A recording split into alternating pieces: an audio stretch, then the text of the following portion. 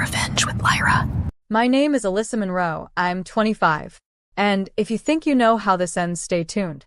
What happens when the people who raised you decide humiliation is the only language you deserve?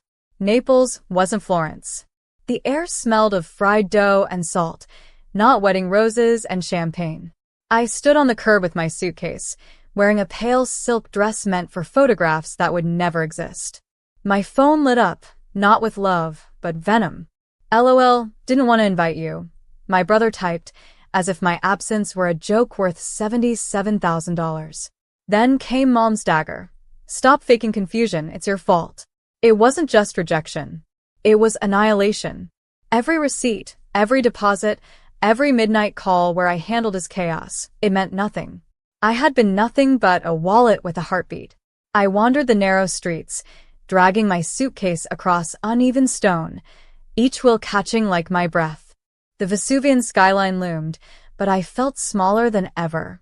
I thought of Mom, her voice dripping disdain, her habit of protecting him no matter what. I thought of how she had once said, "Family means loyalty." I realized then, she never meant me, but pain is an architect. It builds resolve where once there was only trust. So when I booked my ticket home, I didn't just pack clothes. I packed intention. Because this story wasn't going to end in Naples. This story would end with a courier ringing her doorbell, and with her begging me to listen. The courier's knock was only the beginning. But before I tell you what was inside that towering package, I need you to understand how deep the rot ran, how carefully they carved me out of their perfect picture. Back home, Florence lit up my brother's smile in glossy photos posted everywhere. White roses, golden chandeliers, their arms linked in silk and champagne. His bride looked radiant, but I couldn't see her beauty without seeing my own bank account drained into her gown, her venue, her fantasy.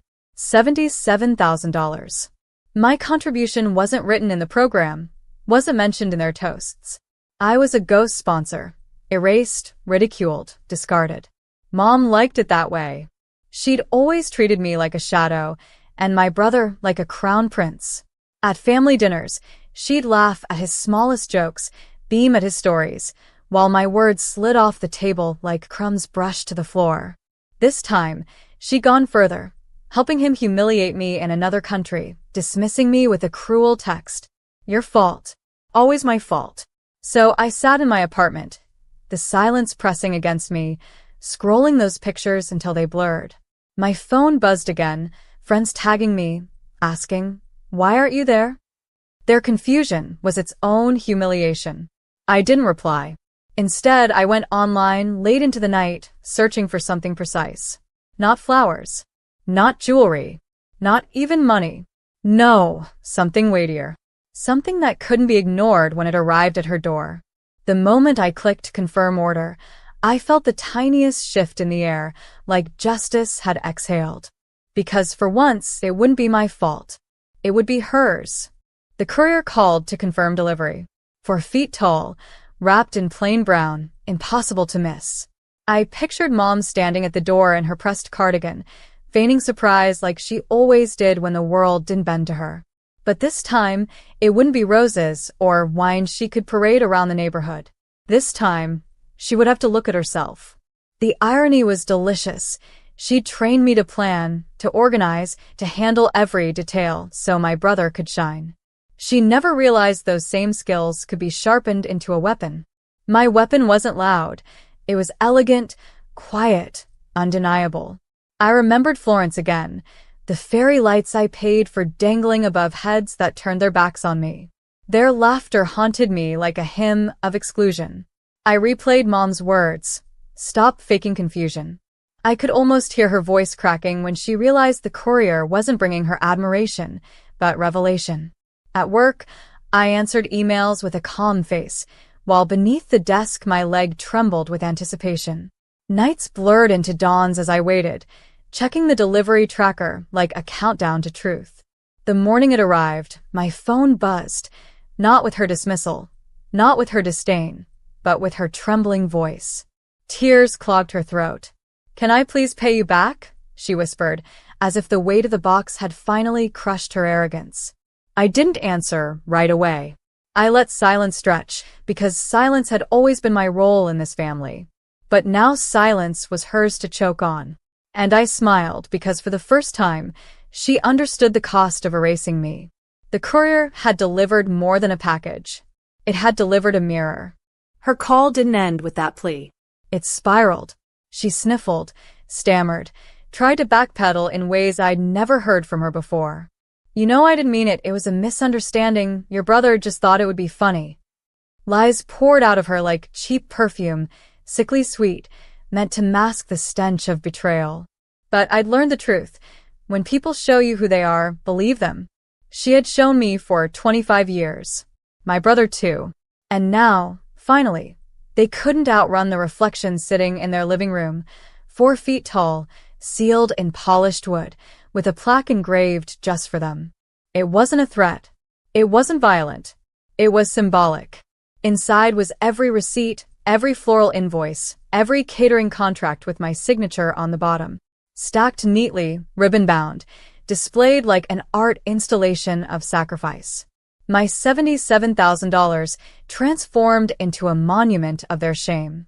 I pictured Mom lifting the lid, her face draining of color as those papers confronted her. Each page was proof, each dollar a reminder that I was the silent architect of their grandeur. And they had laughed me into exile. The beauty was in the undeniability. She couldn't crumple it up. She couldn't call it confusion. The courier had set it down in her living room like judgment itself. When she whispered again, "Please, let us fix this," I finally answered. My voice was steady, calm, the voice of someone who no longer begged for a seat at their table. "I don't want it fixed," I told her. "I want it remembered." The line went quiet, and in that silence, I heard her walls crack. The silence on the line lingered so long, I thought she'd hung up. But then I heard it, a shaky breath, the kind of sound you make when the ground beneath you finally shifts. For the first time in my life, Mom wasn't the one towering over me. She was the one looking up, struggling to find her balance. I leaned back in my chair, letting her discomfort wash over me.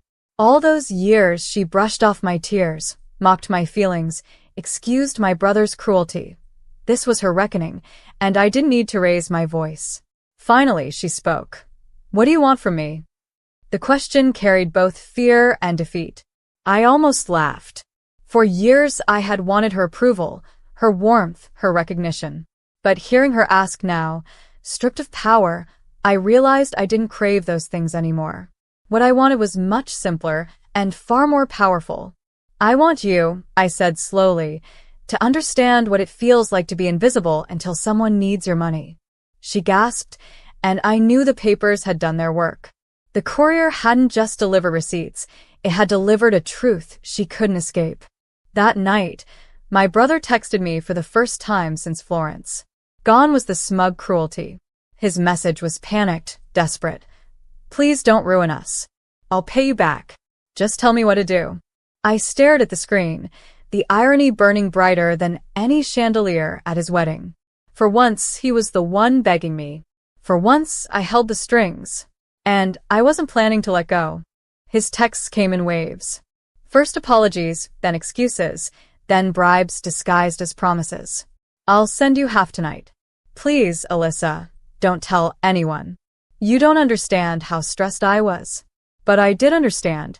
I understood perfectly. Stress was never an excuse when it was mine.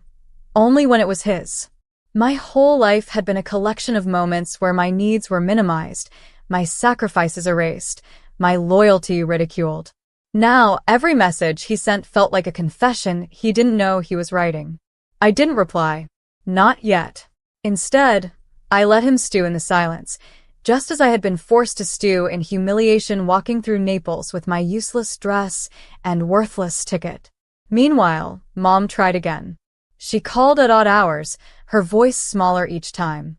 "We can fix this as a family." Family. The word rolled off her tongue like it meant something. I wanted to scream. Where was family when I was alone in a foreign city? Mocked as your punchline? But I didn't scream. I didn't even raise my voice. Revenge wasn't rage, it was restraint. It was holding the line while they squirmed under the weight of their own choices. I printed out one of the photos from Florence, my brother beaming under the lights I paid for. I slid it into a frame, but instead of glass, I covered it with the receipt total, $77,000. Then I mailed it back to him. 2 days later, another text lit up my phone. This one wasn't arrogant. It was broken. You win. Just tell me how. And that was the moment I knew the balance had shifted forever. I let his last text sit untouched for hours. The words glared from my screen, stripped of his usual cruelty. You win. Just tell me how. It was almost poetic, watching the man who once smirked at my humiliation now typing in desperation, unsure of his footing without me propping him up. When I finally replied, my message was short. Start by admitting the truth. Out loud. To everyone. I didn't ask for repayment, not yet. Money could be transferred in seconds, but acknowledgement? That was priceless. He tried to negotiate, begged me to keep it private. But I'd already learned the lesson. Silence protects abusers. This time, silence belonged to me. That evening I saw it. A post on his social media, shaky, rushed, but visible to every friend, every relative, every guest who had toasted beneath my fairy lights. He wrote about my contribution, about my exile in Naples, about the cruelty disguised as a prank. And at the bottom, I don't deserve her forgiveness, but I will pay her back every cent. The comments flooded fast. Shock, pity, shame. For once, the spotlight he adored turned harsh, exposing instead of flattering. Mom called again, but not to scold. Her voice cracked with something I'd never heard before, something like respect. She whispered, I don't know how to face you. I answered simply, you don't. Not yet. And in that pause, I felt the years of imbalance start to level. Not through shouting, not through revenge soaked in rage, but through truth that could no longer be buried. For the first time, I wasn't invisible. I was undeniable. The repayment came, but not the way they expected. My brother transferred the $77,000 in full, every cent arriving in my account like a confession written in numbers. But the money wasn't the victory. It was just proof. Proof that he could no longer erase me. What mattered more was the shift that followed. Family friends who once looked through me began calling, apologizing for not knowing, for not seeing. Invitations arrived addressed to me directly, not +1, if convenient. The spotlight that once blinded me now felt warm, steady, my own. And Mom, oh Mom. She didn't bark commands anymore. Her voice, once sharp enough to cut, softened each time we spoke. She stopped pretending, stopped making excuses. She asked questions instead, hesitant ones, as if learning a language she'd never bothered to study. The language of respect. But here's the secret I never told them. I didn't want their money. I didn't even want their approval. I wanted my power back. The power they tried to strip from me with every smirk, every shrug, every cruel dismissal. And when I stood alone in Naples, humiliated, that power was born. So when my brother begged for forgiveness, I didn't grant it. I didn't need to. Forgiveness implies debt, and I was no longer in deficit. I had collected my due. My justice wasn't in vengeance. It was in peace. In knowing they would never again laugh at my expense without remembering the courier's knock, the towering package, the mirror of their shame. I closed my eyes, exhaled, and smiled. Not the smile of someone